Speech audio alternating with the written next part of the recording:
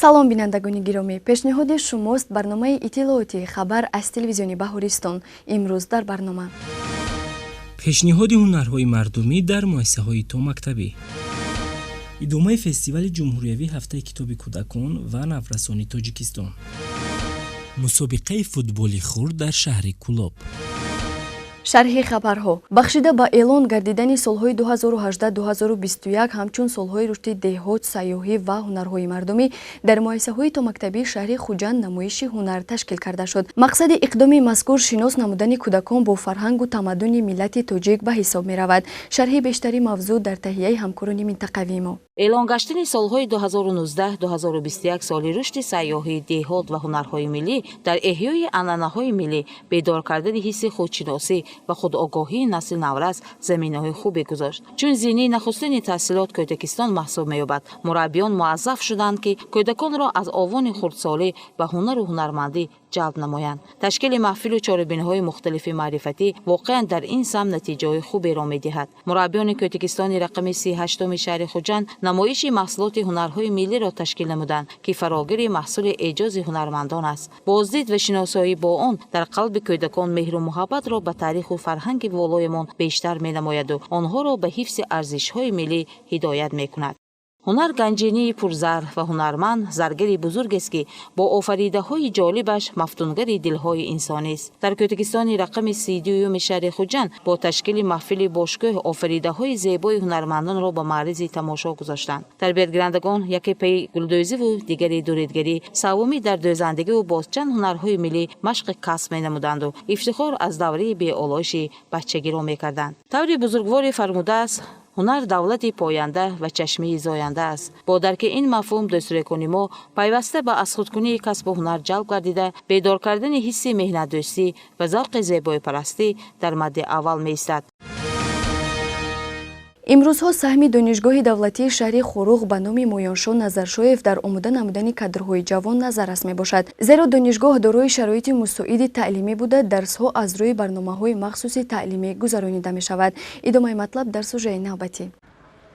таваҷҷӯҳи ҳукумати ҷумҳурии Тоҷикистон шахсан пешвои маъзами миллат муҳтарам Эмомалӣ Раҳмон ба соҳаи маориф ҳамчун самти афзалиятнок ва пешбарандаи ҷомеа сол то сол зиёд гардида, барои соҳибмаълумот гардидани ҷавонони кишвар тадбирҳои лозимӣ андешида мешаванд. дар қатори дигар донишгоҳу донишкадаҳои ҷумҳурии Тоҷикистон имсол ба донишгоҳи давлатии шаҳри Хоруғ ба номи Моншо Назаршоев беш аз 300 нафар донишҷӯ тибқи квотаи президентӣ дохил гардиданд. имрӯз дар донишгоҳи давлатии Хоруғ 20 кафедра 8 факултет аз рӯи 4 зинаи таҳсилот амал мекунад: зинаи таҳсилоти бакалавр, зинаи таҳсилоти мутахассис, зинаи таҳсилоти магистратура ва зинаи таҳсилоти PhD амал мекунанд, ки донишгоҳ аз рӯи ин ихтисосҳо мутахассисони соҳаҳои мухталифи хоҷагии халқро омода намуда истодааст. яке аз самтҳои асосие ки ба фаъолияти имрӯзаи донишгоҳ дар тайёр намудани мутахассисон ва умуман барои вилоят зарур мебошанд, ин соҳаи геология, соҳаи иқтисод, соҳаи туризм ва омода намудани мутахассисон дар соҳаи забонҳо мебошад.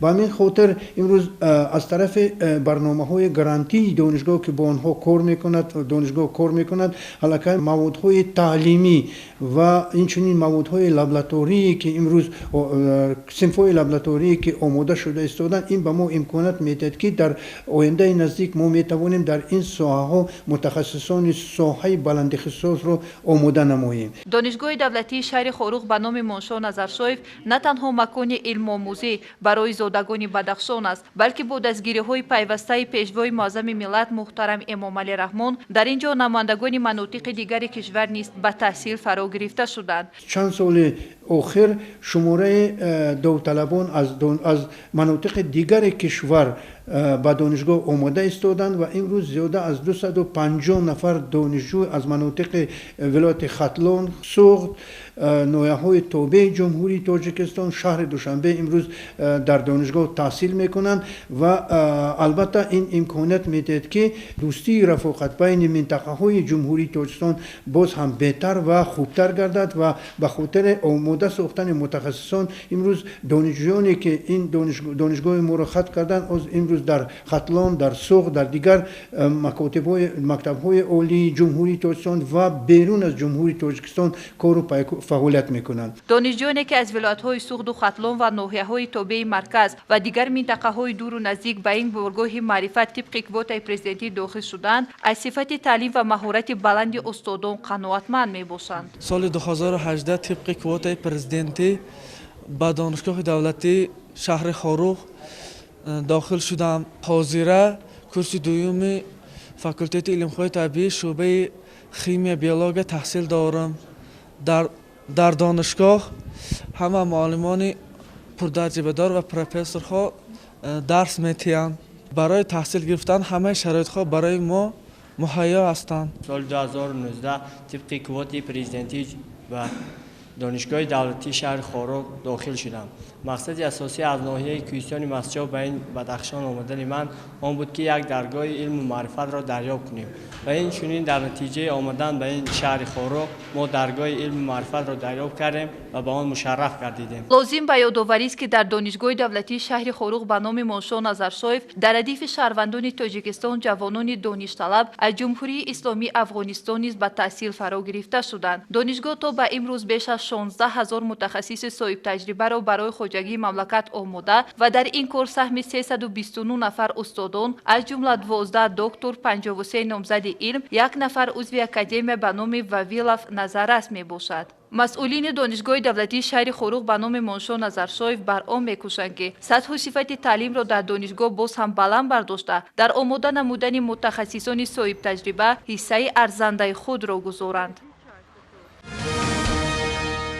امروزها در دایره فستیوال جمهوریوی هفته کتاب کودکان و نورسان تاجیکستان در مؤسسه‌های تعلیمی کشور چرابینی‌های فرهنگی دایر گردیده ایستاده است. چنین یک تدبیر ادانه را آموزگاران و تعلیم گیرندگان لیسه رقم 3 برای خوانندگان بالایقت شهری دوشنبه راه اندازی نمودند. ادامه مطلب در سوژه نوبتی. در دایره برگزاری فستیوال جمهوریوی هفته کتاب کودکان و نورسان تاجیکستان در لیسه رقم 3 برای خوانندگان بالایقت شهری دوشنبه کنفرانس علمی عملی برگزار گردید. در چرابینی مذکور نمایندگان کتابخانه‌های پایتخت و آموزگاران و خوانندگان تعلیمگاه مذکور اشتراک نمودند. طور مشاهده کرده شد برنامه تیارنامه مکتب بچگان از بخش‌های مختلف عبارت بود. نخست تعلیم گیرندگان راجع به کتاب و اهمیت آن موضوعهای پرمحتوا پیشنهاد کرده، اینچنین با قرائت پارچه‌های شعری وصف کتاب نمودند. کتاب منبع اساسی علم و دانش و سرچشمه تمام علم ها است و هر یک شخص باید همیشه در پی مطالعه کتاب باشد، زیرا بزرگان گفتند انسان از فکر کردن سالم در آن وقت باز میماند که از مطالعه کتاب دست کشد. با اطلاع مسئولین در مؤسسه پیوسته با خوانندگان محفل و چرابینی‌های فرهنگی دایر کرده می شود. مقصد پیش از همه تربیت نموده نسل نورس در روحیه وطندوستی و به این وسیله جلب آنها به کتابخانه می باشد. در برابر این تشکیل و برگزاری چنین چرابینی‌ها در آماده کردن کودکان نورسان با آزمون جمهوریوی فروغ سپیدانه کتاب است مساعدت می نماید. زیرا مکتب بچگان تعلیمگاه مذکور سال گذشته در این آزمون اشتراک نموده تا دوره اساسی سبقت نمودند. سال روان نیز جهت آمادگی خوانندگان با آزمون فروغ سپیدانه کتاب است در مؤسسه تدبیرهای مخصوص روانه کرده شده است. سال گذشته در آزمون جمهوریوی فروغ سپیدانه اشتراک نموده سزاوار سپاسنامه گشتم و امسال با تیاری جدی نیت دارم که در این آزمون اشتراک نموده دانش خود را صیقل دهم. چطوری که میگویند به خودآموز بهترین معلم کتاب است. زنی که کتاب نمیخواند در زندگی دست کوتاه است. وقتی که ما غمگینیم به کتاب رو آریم روح ما بالیده میگردد. من در نزد خود مقصد گذاشتم که در آزمون جمهوریوی فروغ سپیدانه اشتراک کنم. من 1000 مصرع از داستان‌های شاهنامه از یاد کردم و زیاده از 60 کتاب بدیعی و بچگانه را مطالعه نمودم. همین طور در قسمت فرهنگی جمع آمد برای بلده خاطر اهل نشست از جانب تعلیم گیرندگان رقص و سرودهای دلنشین پیشنهاد کرده شد که پسند همگان گردید. در ادامه فستیوال جمهوریوی هفته کتاب کودکان و نورسان تاجیکستان در مؤسسه تحصیلات میانه عمومی رقم 26 ناحیه اسماعیلی سامانی شهر دوشنبه نیز چرابینی برگزار گردید. در این جمع آمد تعلیم گیرندگان وصف کتاب کرده با پیشنهاد پارچه‌های شعری خاطر اهل نشست را شاد نمودند. همکاران ما موضوع را پوره می‌کنند. фестивали ҷумҳуриявии ҳафтаи китоби кӯдакону наврасони тоҷикистон имсол ба эълон гардидани солҳои рушди деҳот, сайёҳӣ ва ҳунарҳои мардумӣ рост омад. Ба ин хотир хонандагони муассисаи таҳсилоти миёнаи умумии рақами 26 ноҳияи Исмоили Сомонии пойтахт барномаи омоданамудаи хешро таҳти унвони рушди ҳунарҳои мардумӣ пешниҳоди аҳли нишаст намуданд. Хонандагон дар ин чорабинӣ намоиши сару либос, ки фарогири минтақаҳои гуногуни кишвар буд, манзури тамошобинон намуданд. ҳамзамон аз ҷониби баромадкунандагон ҷойҳои тарихии кишвар ва манзараҳои назарабои мамлакат барои ҳозирӣ муаррифӣ карда шуд. мо дар ин баромад ҳунарҳои мардумӣ ки тоҷикистони мо дорои ҳунарҳои зиёди мардумӣ мебошанд пешниҳоди ҳам омӯзгорон ва ҳам тамошобинон гардонидем. ҷойҳои тарихии мамлакати азизамонро нишон додем. дар чорабинӣ ҳамчунин хонандагон порчаҳои шеърӣ мавриди китоб қироат намуданд. Як зумра хонандагон аз эҷодиёти меҳмони маҳфил Шаҳрияи Аҳтамзод порчаҳои назмӣ қироат карданд. ҳамзамон хонандагон дар ин тадбир доир ба адабиётҳои хондаи хеш, ки афсона, ҳикоя ва қиссаро дар бар мегирифт, ёдовар шуданд. шахсоне ки китоб мехонанд ҳамеша дар ҷомеа мавқеи худро пайдо карда метавонанд. инсон метавонад бо сабабҳои гуногун ҷаҳонро сайр карда натавонад. китоб бо сайёраи ақли худ тамоми инсононро ба сайри ҷаҳон мебарорад. дар қисмати фарҳангии тадбири мазкур аз ҷониби хонандагон суруд ва рақс пешниҳод гардид. китобхонаи давлатии бачагунаи ҷумҳуриявӣ ба номи Мирсаид Миршакар, ки масъули фестивали ҷумҳуриявии ҳафтаи китоби кӯдакону наврасони Тоҷикистон аст, дар рӯзҳои баргузории ин тадбир маҳфили адабӣ фарҳангӣ доир намуд. ҷамъомади мазкурро таълимгирандагони муассисаҳои таълимии шаҳри Душанбе омода ва пешниҳодӣ ҳозирӣ намуданд. хонандагони муассисаи таҳсилоти миёнаи умумии рақами 61 шаҳри Душанбе дар доираи фестивали ҷумҳуриявии ҳафтаи китоби кӯдакон ва наврасони Тоҷикистон дар китобхонаи давлатии бачагунаи ҷумҳуриявӣ ба номи Мирсаид Миршакар маҳфили адабӣ баргузор намуданд. дар ин тадбири маърифатӣ адибони бачагон ширкат варзиданд. нахуст кормандони китобхонаи зикр гардида доир ба ҳадафи баргузории фестивали номбурда фикру андешаҳои хешро иброз доштанд. бояд тазаккур дод, ки нақши фестивали адабиёти бачагона дар пешрафти кори китобхона, ҷалби хонандагон ба китобу китобхона ва тарғиби китоб бузург аст. дар ин баробар китобдӯстони наврас бо адибони дӯстдоштаи худ аз наздик ошноӣ пайдо мекунанду аз тозатарин чакидаҳои офаридаашон бархурдор мегарданд. беҳтарин тасмиме ки китобхонаи ба номи устод Мирсаид Миршакар гирифтанд, ҳар сола рӯзи фестивала баргузор мекунанд, ки ин як баҳонааст барои ба ҳам омадани кӯдакон, ба ҳам омадани шуъаро, ба ҳам омадани адибон ва боз ҳарчи зиёдтар бештар китоб хондани бачаҳо. бубинед, китоб як муқаддасотест, ки чашми саводи инсонро мекушояд, инсонро хушбахт мекунад. яъне китоб, яъне одамӣ танҳо бо китоб бояд бузург шавад, бо шеър бузург шавад. китоб яъне чӣ? китоб ақл, заковат, дониш, анамун ҳамаи ҳамин беҳтарин муқаддасоти зиндагиро мо аз китоб мегирем. хонандагон дар ин маҳфили фарҳангӣ дар боби китоб аз эҷодиёти адибони кишвар панду андарзҳо ва порчаҳои шеъриро қироат намуданд. ҳамзамон суханони хонандагон мавриди китоб ва нақши он дар ҳаёти маънавии насли наврас низ шунида шуд. китоб ҳамчун шиносномаи шоистаи ҳар як халқу миллат барои поку бегазан нигоҳ доштани забони модарӣ ва рушди он, таҳкиму тақвият ёфтани ҳуввияти миллӣ ва худшиносии ҳар як фард нақши бузург дорад. баргузории бахши фарҳангии тадбир анҷомбахши чорабинии мазкур гардид.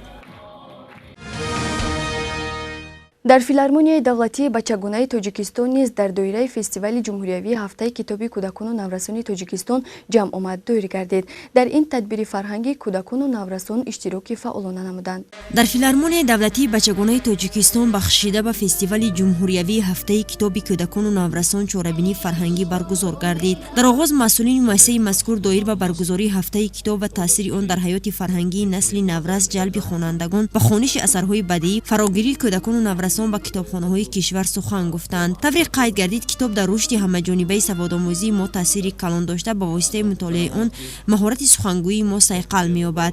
китоб дарёи ҳикмат буда маҷрои умурро бар роҳи хират, маърифат, одоб ва ахлоқ равона мекунад. бе китоб донистани таърихи башарият имкон надорад. меҳмонони чорабинӣ аз хонандагони дар толор нишаста даъват ба амал оварданд ки китобро самимона дӯст доред, зеро тақдири комёбиҳои шумо дар зиндагӣ аз он вобаста доранд. дар қисмати фарҳангии чорабинӣ дастпарварони филармонияи давлатии бачагонаи тоҷикистон барномаи омода намудаи хешро ки саршори сурудҳои ватан модар тоҷикистон истиқлолият ва ваҳдат буд пешкаши аҳли нишаст намуданд. бо мақсади омодагӣ ба марҳилаи аввали мусобиқаҳои варзишӣ миёни дастпарварони мактаби варзишии шаҳри Кӯлоб мусобиқаи футбол баргузор гардид. шарҳи бештари мавзӯъ дар гузориши ҳамкорони минтақавии мо. мусобиқаи футбол байни дастпарварони мактаби варзишии шаҳри Кӯлоб дар майдонҷаҳои иловагии назди варзишгоҳи марказии шаҳр ҷараён гирифт ки беш аз 100 нафар наврасон дар 3 сину сол бо ҳам нерӯозмоӣ карданд. маврид ба ёдоварист ки баргузории ин мусобиқа ба хотири омодагии наврасон ба марҳилаи аввали мусобиқоти варзишӣ роҳандозӣ шуда беҳтарин дастаҳо ба даври дигари мусобиқот роҳ меёбанд. бозиҳои мазкур давоми 2 ҳафта баргузор гардид ва дар қисмати ниҳоӣ дастаҳои ғолиб муайян ва аз тарафи дастандаркорон қадршиносӣ карда шуданд. бозиҳои интихобии мактаби варзишӣ барои муайян намудани дастаҳо байни 3 сини сол рафта истодааст. имрӯз хушбахтона ин мусобиқот ҷамъбаст гардид. соли гузашта низ ҳамин хел мусобиқаҳо гузарондем ки натиҷаҳо ҳаминро нишон дод ки дар 2 сини сол дастаҳои шаҳри Кӯлоб ҷойҳои аввалро ишғол карданд, 2 дастаи дигар ҷойҳои дуюм ва сеюмро сазовор гардиданд. зимнат дар фарҷоми мусобиқа 9 даста ки мақомҳои ифтихориро ба даст оварданд аз ҷониби роҳбарияти муассисаи давлатии мактаби варзишии шаҳри Кӯлоб ва дигар дастандаркорон бо медал, ифтихорнома ва дигар тӯҳфаҳо қадршиносӣ карданд. бинобар иттилои масъули лигаи футболи кӯдакон ва наврасони федератсияи футболи тоҷикистон дар соли ҷорӣ низ чемпионати ҷумҳурии тоҷикистон миёни наврасон дар сину соли гуногун роҳандозӣ мешавад ва баргузории чунин мусобиқаҳо ва мукаммал гардонидани дастаҳо мусоидат мекунад. ёдрас гардиданд ки дар ҳар як сину сол аз миёни ин наврасон дастаи мукаммали мактаби мазкур таъсис дода шуда дар мусобиқаҳои баъдӣ ҳунарозмоӣ мекунанд.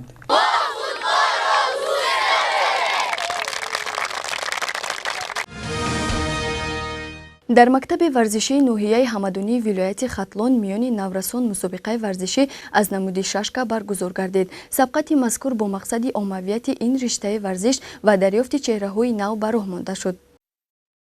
дар толори бозиҳои шашка ва шоҳмоти мактаби варзишии ноҳияи ҳамадонӣ марҳилаи аввали интихобии ноҳиявӣ оид ба намуди шашка 64 баргузор гардид. дар ин риштаи варзиш наврасону ҷавонон ва калонсолон ширкат варзида барои роҳ ёфтан ба бозиҳои минтақавӣ талош меварзанд. ёдовар мешавем ки ин риштаи варзиш дар шаҳру ноҳияҳои минтақаи Кӯлоб маҳз дар ноҳияи ҳамадонӣ рушд кардааст ва ҳамасола шумораи зиёди наврасон дастаи хатлон 2 минтақаи Кӯлобро муаррифӣ намуда ба гирифтани унвони чемпиони Тоҷикистон шарафёб мешаванд. варзишгарони навраси ноҳия дар соли сипарӣ гардида миёни дигар наврасони ҷумҳурӣ фаъолияти хуб нишон дода аз рӯи маҷмӯи медалҳои ба даст оварда дар ҷои ифтихорӣ қарор доранд. дар мусобиқаи имрӯза низ наврасон дар синну соли гуногун ба ҳам омада нерӯозмоӣ мекунанд. ба хотири дарёфти чеҳраҳои нави варзишӣ дар соли ҷорӣ ба ғайр аз дастпарварони мактаби варзишӣ инчунин дигар варзишгарони наврас аз ҷамъияту деҳоти ноҳия ба таври васеъ ширкат варзиданд. ёдовар мешавем ки ғолибон ва беҳтарин варзишгарони ин мусобиқа дар баробари дарёфти нишон ва дипломи бахши кор бо ҷавонон ва варзиши ноҳия сарфароз гардонида шуданд. беҳтарин шашкабозону шоҳмотбозони мусобиқот ба ҳайати дастаи якачини ноҳия шомил гардида барои иштирок кардан дар мусобиқаҳои минтақавию ҷумҳуриявӣ омодагии ҳамаҷониба дида таҳти мураббиёни мактаби варзишии мазкур қарор доранд. бинандагони азиз, ин буд хабарҳои рӯз ки манзуратон гардонидем. шумо метавонед дигар барномаҳои ҷолибу диданиро аз сомонаи телевизиони Баҳористон www.tvb.tj дастрас намоед.